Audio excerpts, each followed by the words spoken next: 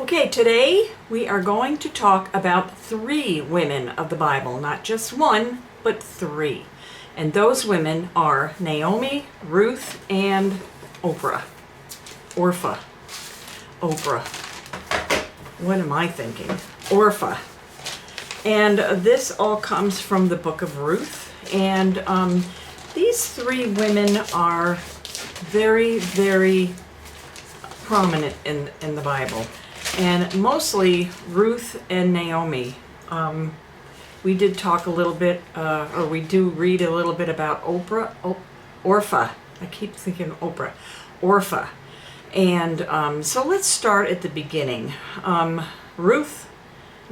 Naomi was married to Elimelech. And he was very prominent in Moab. Moab.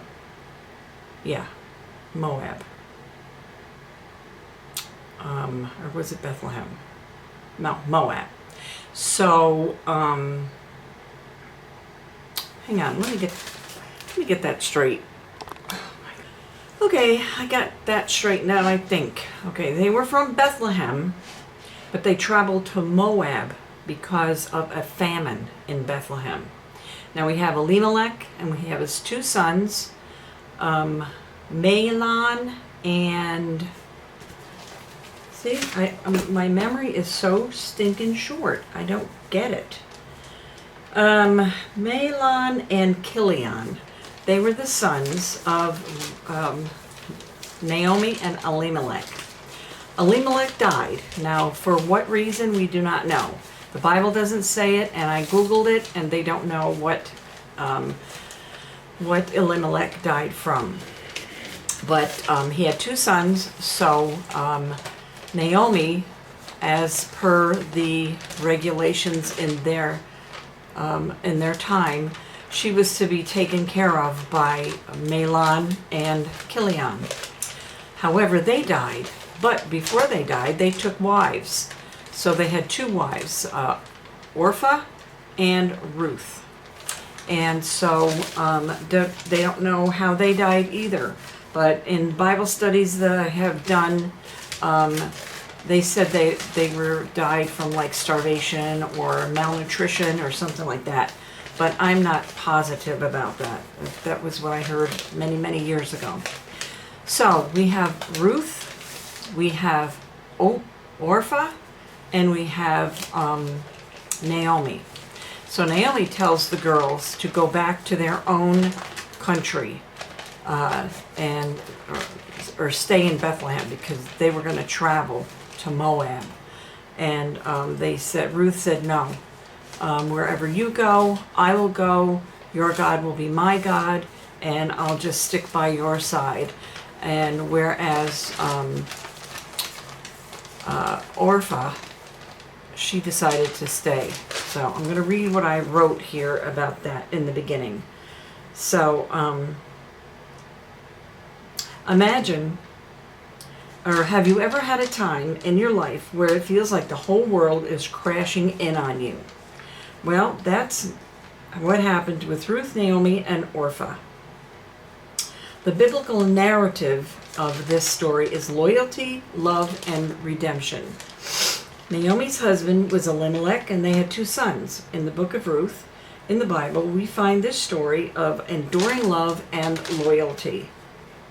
At this time in Bethlehem, we find a famine. So they travel to Moab. And Naomi's husband dies, and the Bible doesn't specify what caused his death. Now Naomi is a widow and is dependent on her sons for support. Naomi's sons marry Moabite women, Ruth and Orpah. But the sons die also, Massillon and Chilion, from unknown causes, although some think it was from divine judgment for marrying Moabite women. So we got that. And then there's that. Naomi chooses to leave Moab and return to Bethlehem with with Ruth, hoping she would be supported by a family that she has there. her own people.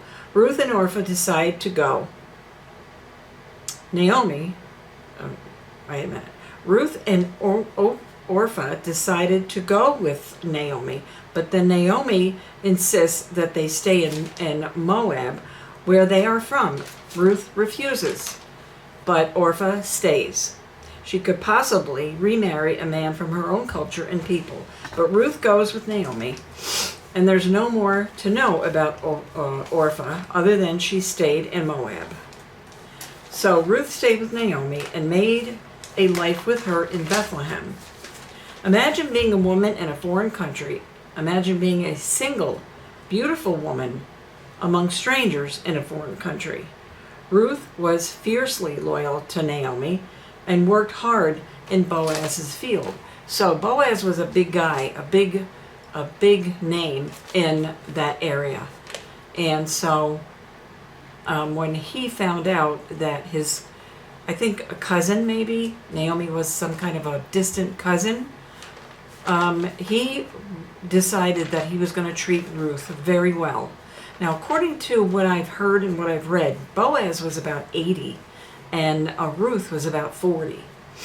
So I don't know if you've read the story or not in the book of Ruth, but if you haven't, I highly suggest you do. It is a wonderful story. I love it. I've read it many, many, many times, and it's just amazing what went on in that time and day. So Ruth worked in Boaz's fields, and he would make sure that there was plenty of leftover grain for her to carry back to Naomi, so that they both can have food and eat and just be very, very well satisfied. And so Naomi said to her one time, "Why don't you get all dressed up, put some lipstick on, and go to where Boaz is, the grain, where they take the grain and they shake it and they get just the grain that they need." I forgot what it's called and I didn't write it down. And she said, "And when Boaz is full of brew or full of wine, lay at the bottom of his feet. And that way he will know that you want to be engaged or marry him." So that's what she did. And the long and short of it is Boaz and Ruth did get married. But let me read what I wrote here. So Ruth was fiercely loyal to Naomi, worked hard in Boaz's field to supply food for them both. Boaz was a close relation to Naomi's husband. So he provided safety for Ruth during the time of harvest, where she would gather grain for herself and Naomi. Boaz was around 80 and Ruth was around 40, according to Google sources. It was Naomi's idea for Ruth to propose to Boaz, and that's what she did when she laid at his feet. That was supposedly a proposal. So there was another close relative of Naomi's that was also called a redeemer. That's what they called them in the biblical times, when the woman was a widow and someone needed to take care of her. And so Boaz was a redeemer, but there was a redeemer closer than Boaz. So Boaz went to him and he said, "This is what's going on. I have, there's a land, Elimelech's land." And so the other redeemer was thinking about doing it, but Boaz made him feel like he really didn't want to after he told him, well, there's a widow that goes with it. And this guy didn't want to deal with a widow. He didn't see Ruth. He didn't see what she looked like or how old she was or anything. He just said there's a widow. And he made it look or sound like, probably an older woman that he wouldn't be really interested in anyway. So the other guy said, "Never mind, I won't, you can have it. You can have the land and you can have the widow." So that's how Boaz and Ruth got together also. So he was her redeemer. As a close relative of Elimelech, Boaz was considered a redeemer, a man who would take on the responsibility of ensuring a late relative's family line would not die out. But there is another redeemer ahead of it in the family line to receive Elimelech's inheritance and to marry Ruth. Boaz talks to this man and he convinces him to relinquish his right to Elimelech, and he did. He says, in order to inherit this land, you must also take the widow. He turns that offer down, and Boaz and Ruth got married. But there's more. Ruth and Boaz have a son named Obed, who becomes the grandfather of King David, cementing Ruth's place in the familiar line of Jesus. That right there is crazy, right? So, some takeaway points from this story. Being a foreigner in Ruth's time was difficult. Being a widow was worse, but being both was basically a death sentence. Ruth puts Naomi's needs above her own and follows her to Bethlehem. That's loyalty right there. The book of Ruth and Naomi shows God's providence in hardships, his power to use overlooked people, and a glimpse of redemption through a faithful Redeemer. What can we learn from Ruth and Naomi? God says your faithfulness. God sees your faithfulness. Ruth chose to live faithfully even though she expected a life of struggle and poverty. Her faith was noticed by God and Boaz. God does not take our faithfulness lightly. He sees us and loves us, and his blessings are in store for us. So that is a good takeaway right there. Okay, so don't lose hope. Naomi was close to choosing a different path, a path of a destructive mindset due to her grief, pain, and loss. But after a healthy period of grieving, you have to move. You have to have hope. God makes us ready for hope by stories like Ruth and Naomi that reminds us of who he is. God doesn't discount our pain, but he does use it. What you choose to be loyal to matters. Ruth chose to be loyal to God by being loyal to a vulnerable mother-in-law, and she reaped the reward for her brave choice. But that is not everyone's story. Sometimes we choose to be loyal to the wrong things. If we are loyal to the things of God and living in service to him and his people, we will reap the rewards of our faithfulness, and we will spend eternity with our Father who loves us. Isn't that a beautiful story? I absolutely love that story of Ruth, Naomi, and sometimes we leave Orpah out because it's basically a story about Naomi and Ruth. However, I'm sure that Orpah didn't have the loyalty to Naomi that Ruth did. So, and that's okay. That doesn't mean that she's a bad person. That just means that she would rather stay with her family and her people and, be taken care of by them. So that's the story of Ruth and Naomi and Orpah. Keep wanting to say Oprah. So I hope you enjoyed that story, and don't forget to look at the book of Ruth. It's only 4 chapters, I think. Yeah, it's only 4 chapters. It's a very short book, and it's a wonderful, wonderful story.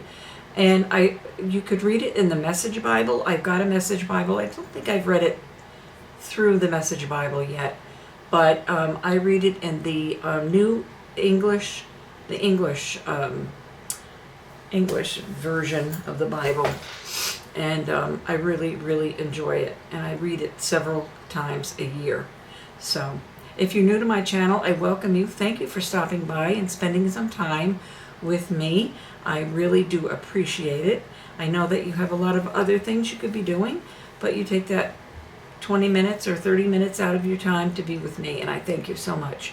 And thank you to my tried and trues also, and I do appreciate you guys. So I did a Valentine's collaboration with 4 other channels, and I hope you go back and watch it, and do subscribe to them. They're really pretty cool channels. They're one guy and a woman and 3 other women. So they're very, very nice people, and I think you would enjoy it. So that's it for today's video. I am going to do another video in regard to an egg challenge. It's called the egg flight, where you boil 2 hard-boiled eggs, you cut them in half, and then you top them with different things like cottage cheese, mayonnaise, jalapenos, sweet peppers, peanut butter and jelly. One girl did peanut butter and jelly. I don't know if I could go that far. I don't know, but I do have pepper jelly. I do have cheese, and so that's some of the toppings I'm going to be using. So I hope you are interested in that and come back and watch that video. In the meantime, be kind to one another. It is a rough world out there, and I love you all, and I'll see you in my next video. Bye, guys.